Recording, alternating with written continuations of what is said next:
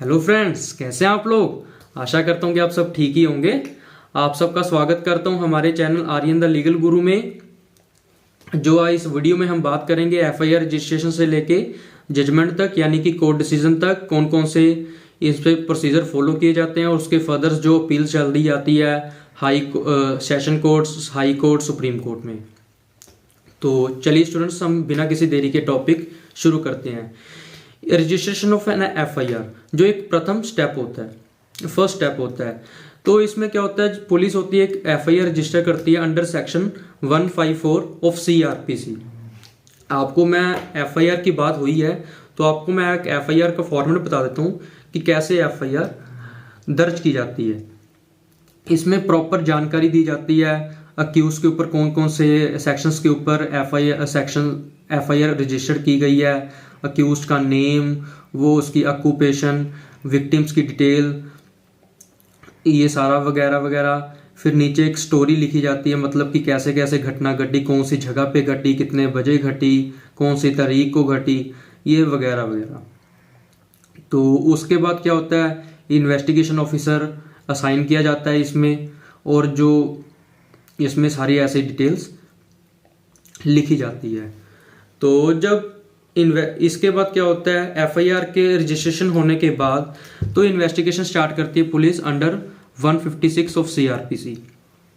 तो जब 156 सीआरपीसी के अंडर इन्वेस्टिगेशन स्टार्ट कर दी जाती है तो फिर पुलिस को एक टाइम पीरियड दिया होता है कि अपनी जो चार्जशीट होती है वो पेश करनी होती है मैजिस्ट्रेट के आगे। अगर ऐसा कोई भी ऑफेंस होता है कि जिसमें 10 साल से ऊपर की सजा होती है तो 90 दिन के अंदर अंदर पुलिस को इन्वेस्टिगेशन कंप्लीट करके चार्जशीट दायर करनी होती है कोर्ट में। तो अगर जिस ऑफेंस में 10 साल से कम की सजा होती है उसमें 60 दिन के अंदर अंदर पुलिस को इन्वेस्टिगेशन कंप्लीट करके कोर्ट में दायर करनी होती है चार्जशीट। अगर इस फिक्स टाइम पीरियड में पुलिस होती है इन्वेस्टिगेशन कंप्लीट नहीं करती है तो फिर क्या होता है, जो इन डिफॉल्ट ऑफ डेट जो अक्यूज पर्सन होते हैं वो बेल ले जाते हैं। तो फिर क्या होता है, जब चार्जशीट दायर कर दी जाती है तो फिर कॉपी जो होती है चार्जशीट की अक्यूज को दी जाती है under section 207 of CrPC free of cost. तो उसके बाद क्या होता है, जो कोर्ट होती है आर्ग्यूमेंट्स के ऊपर एक मतलब कि एक हियरिंग रखती है जिसमें चार्जेस के ऊपर आर्ग्यूमेंट्स होते हैं। तो क्या होता है, अगर फर्स्ट केस में अगर चार्जेस मेड आउट नहीं किए जाते, अगर लगता है कोर्ट को कि प्राइमा फेसी केस नहीं बन रहा क्यूज के ऊपर, तो उसको डिस्चार्ज कर दिया जाता है, उसको फ्री कर दिया जाता है क्यूज को।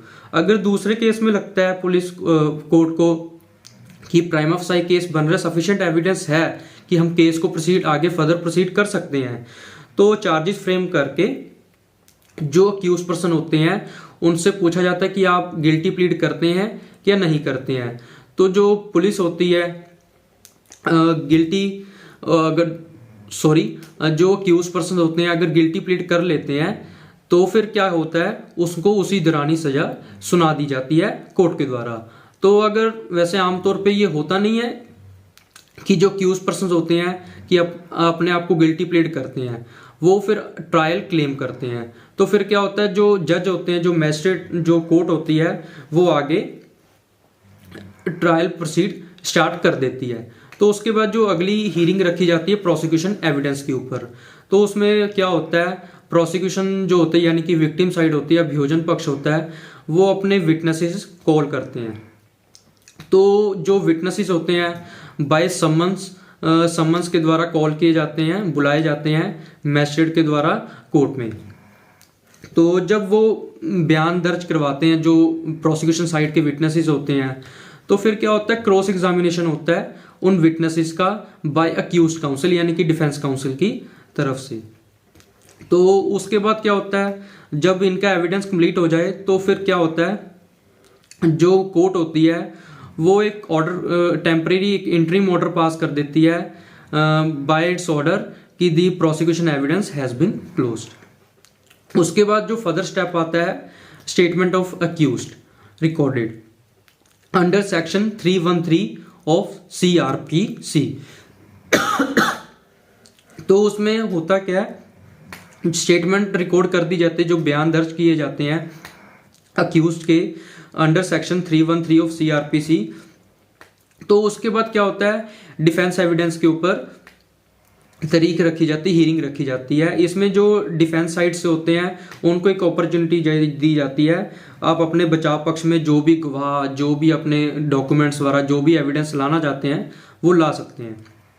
तो उसके दौरान जब कोई भी जो डिफेंस होता है अपने बचाव पक्ष में जो गवाह लेके आते हैं अदालत में, तो उसमें होता क्या है, वो उनके स्टेटमेंट्स रिकॉर्ड होते हैं कोर्ट में। तो उसके बाद क्या होता है, स्टेटमेंट रिकॉर्ड होने के बाद जो प्रोसिक्यूशन साइड होता है, जो विक्टिम साइड होता है, वो उनका जो डिफेंस के विटनेसेस होते हैं उनका क्रॉस एग्जामिन किया जाता है। तो उनका क्रॉस एग्जामिनेशन होने के बाद कंक्लूड कर दिए जाते हैं एविडेंस कि जो अब दोनों पार्टीज की तरफ से एविडेंस कंप्लीट कर दी जाते हैं, तो फिर वो एक ऑर्डर पास कर देते हैं कि एविडेंस कंक्लूड कर दिए जाते हैं। तो फिर उसके बाद अगली हियरिंग रखी जाती है कोर्ट के द्वारा फाइनल आर्ग्यूमेंट्स के ऊपर। तो फाइनल आर्ग्यूमेंट्स ओरली किए जाते हैं दोनों पार्टीज की तरफ से। तो उसके बाद क्या होता है, एक अगली तारीख रखी जाती है जजमेंट के ऊपर। तो इसमें क्या होता है, अब जज को फैसला करना होता है, या तो उस पर्सन अक्यूज पर्सन को अक्विट कर दे यानी कि बाइज्जत बरी कर दे, तो या तो उनको कन्विक्ट कर दे। तो अगर उनको बाय चांस कन्विक्ट कर दिया जाता है अक्यूज पर्संस को, तो फिर एक हियरिंग ऑफ सेंटेंस यानी कि hearing of quantum of sentence के ऊपर बहस की जाती है दोनों पार्टीज की तरफ से। ऑब्वियसली बात है, जो प्रोसिक्यूशन साइड होगी वो हायर दी सेंटेंस की डिमांड करेगी, हायर दी फाइन इम्पोज किया जाए अक्यूज पर्संस के ऊपर। तो जो क्या होता है अपना डिफेंस साइड होती है, अक्यूज साइड होती है, वो ग्रांट करती है कि सर हमें लीनियंसी ग्रांट की जाए वगैरह वगैरह। तो उसके बाद जो कोर्ट होती है वो क्वांटम ऑफ सेंटेंस के ऊपर अपना फैसला दे देती है। अगर आपको मैं बता भी देता हूं कि कैसे इधर क्वांटम ऑफ सेंटेंस पास की जाती है कोर्ट के द्वारा। ये एक केस है फरीदकोट में जिसमें एक क्वांटम ऑफ सेंटेंस पास की गई है कन्विक्टेड पर्संस को। इसमें लिखा हुआ है that accused persons under which section and under which section he has imposed this fine and which imprisonment. इधर मतलब प्रॉपर एक एक डिटेल दी जाती है, आप देख सकते हैं अपने मोबाइल स्क्रीन पे। तो उसके बाद जब कन्विक्शन पास कर दी जाती है, क्वांटम ऑफ सेंटेंस पास कर दी जाती है, तो फिर उसके बाद हम आते हैं अपील्स के ऊपर। तो जो अक्यूज्ड पर्सन, जो कन्विक्टेड पर्सन होते हैं, अपनी फर्दर्स अपील डालते हैं। तो जो एक सेशन कोर्ट होती है, अगर बाय चांस सेशन कोर्ट के द्वारा डेथ पेनल्टी पास की जाती है, अवार्ड की जाती है अक्यूज्ड पर्संस को, तो फिर उसमें होता क्या है कि जो वो उस कॉपी होती है ऑर्डर की हाई कोर्ट में रेफरेंस के लिए भेजी जाती है for the confirmation of that death penalty. तो जो कंसर्न स्टेट हाई कोर्ट होती है, अब उसको कंफर्म करना होता है डेथ पेनल्टी को, या तो उसको कंफर्म कर दे या उसको रिजेक्ट कर दे। अगर उसको अपहेल्ड कर दिया जाता है यानी कि कंफर्म कर दिया जाता है हाई कोर्ट के द्वारा, तो फिर क्या होता है, तो जो अक्यूज पर्सन होते हैं वो उनके पास एक ऑप्शन होती है कि वह सुप्रीम कोर्ट जाए। तो अगर सुप्रीम कोर्ट से भी उनकी पिटीशन अपील पिटीशन रिजेक्ट कर दी जाती है, तो फिर उनके पास ऑप्शन होती है रिव्यू पिटीशन की, वो मुड़ विचार जिसको हम पंजाबी में कहते हैं।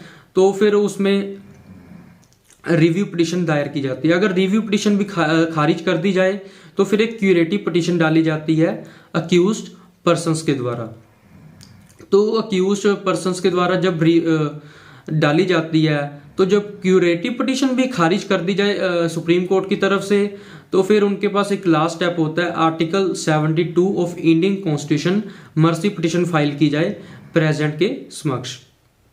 तो उसमें अब प्रेसिडेंट के ऊपर होता है, जो उनकी मर्सी पिटीशन होती है उनको चाहे रिजेक्ट करे या उसको उसकी सारी सजा को पार्डन कर दिया जाए। तो अगर वहां से भी मतलब कि सेंटेंस होती है, मतलब कि जो उनकी मर्सी पिटीशन होती है रिजेक्ट कर दी जाती है, तो फिर क्या होता है, जो होती है सरकार के आग्रह से जो ट्रायल कोर्ट होती है एक डेथ वारंट यानी कि ब्लैक वारंट साइन कर देती है। तो इधर मैंने बात की डेथ वारंट और ब्लैक वारंट की। ये दोनों वारंट एक ही होते हैं, मतलब कि जो डेथ वारंट होता है उसको popularly known as black warrant भी कहा जाता है। तो आपको मैं दिखा देता हूँ जो ब्लैक डेथ वारंट होता है वो कैसा किस तरह का होता है, और मतलब कि फॉर्म नंबर 42 होता है जो डेथ वारंट का होता है।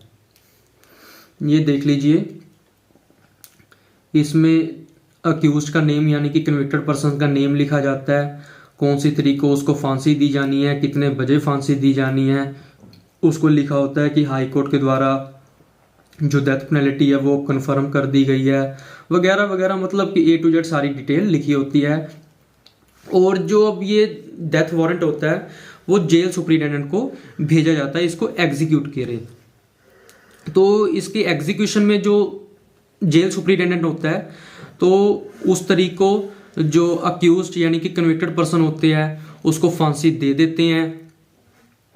तो उसके बाद फांसी जब दी जाती है तो उस दौरान क्या होता है, डॉक्टर का, मैजिस्ट्रेट का और जेल सुप्रिटेंडेंट का उसमें हाजिर होना बहुत ज़्यादा ज़रूरी होता है। तो जब उसको फांसी दे दी जाती है तो इन रिटर्न ऑफ डेथ जो वारंट होते हैं, जो डेथ वारंट होते हैं, उनको रिटर्न करते होते हैं ट्रायल कोर्ट को कि जो आपने जो वारंट भेजे थे हमने उसको एग्जीक्यूट कर दिए, तो उसको वापस कर दिए जाते हैं। तो स्टूडेंट्स, जो आज का हमारा टॉपिक है यहीं पे समाप्त होता है।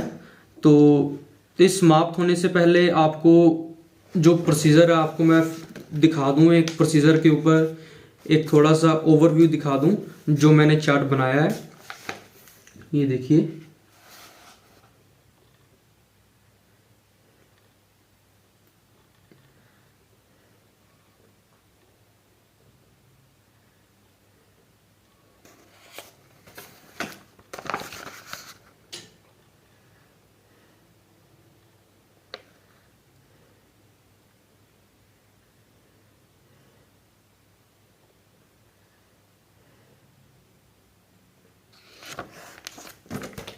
तो आशा करता हूँ कि स्टूडेंट आपको ये टॉपिक है आपको अच्छे से समझ आ गया होगा।